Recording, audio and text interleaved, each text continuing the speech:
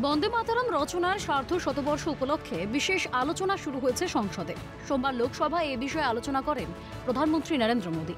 মঙ্গলবার এই ইস্যুতে রাজ্যসভায় বক্তব্য রাখেন কেন্দ্রীয় স্বরাষ্ট্রমন্ত্রী অমিত শাহ।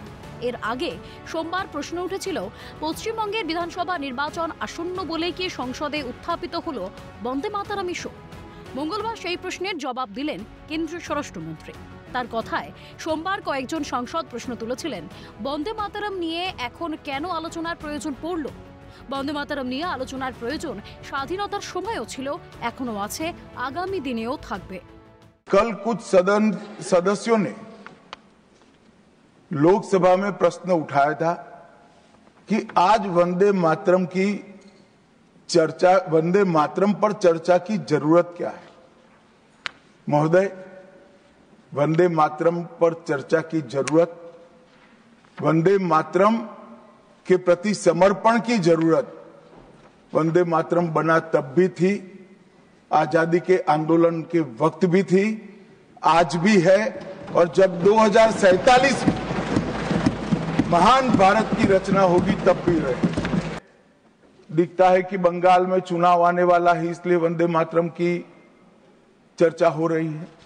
वो वंदे मातरम के महिमा मंडन को बंगाल के चुनाव के साथ जोड़कर कम करना चाहते हैं। পাশাপাশি বন্দে মাতরমের জয় গানও শোনা যায় তার গলায়। তার কথায়, বন্দে মাতরম শুধু দেশভক্তির অভিব্যক্তি নয়, এই গান ভারতের মূল চেতনাকে পুনর্জীবিত করার এক মাধ্যম। बाबू एक रूसी चेतना से प्राप्त मेघा से ही वंदे मातरम की रचना की है। ये गीत केवल देशभक्ति की, देश प्रेम की अभिव्यक्ति नहीं है, बल्कि भारत माता की दिव्य शक्ति का आह्वान है। भारत की मूल चेतना, सनातन शक्ति, उसको पुनर्जीवित करने का ये वंदे मातरम मंत्र है। এরপরেই দেশভাগ নিয়ে কংগ্রেসের বিরুদ্ধে তীব্র আক্রমণ শানান শাহ। তার দাবি, তোষণের রাজনীতি শুরু হয়েছিল সেই দিনই, যেদিন বন্দে মাতরমকে খণ্ডিত করা হয়। কেন্দ্রীয় স্বরাষ্ট্রমন্ত্রীর মতে, আপোষের নামে তখন যদি জাতীয় সঙ্গীতকে ভাঙা না হতো, তবে দেশের ভাগ্যও হয়তো ভিন্ন পথে যেত।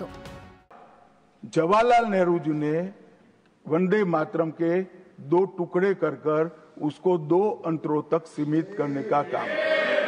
50वें पड़ाव पर वंदे मातरम को सीमित कर दिया गया। वहीं से तुष्टीकरण की शुरुआत हुई और वो तुष्टीकरण जाकर देश के विभाजन में, जैसे कई लोगों का मानना है, कांग्रेस पार्टी को पसंद आए ना आए, अगर वंदे मातरम के तुष्टीकरण की नीति के तहत 2 टुकड़े न करते तो देश का बंटवारा नहीं होता और देश पूरा होता।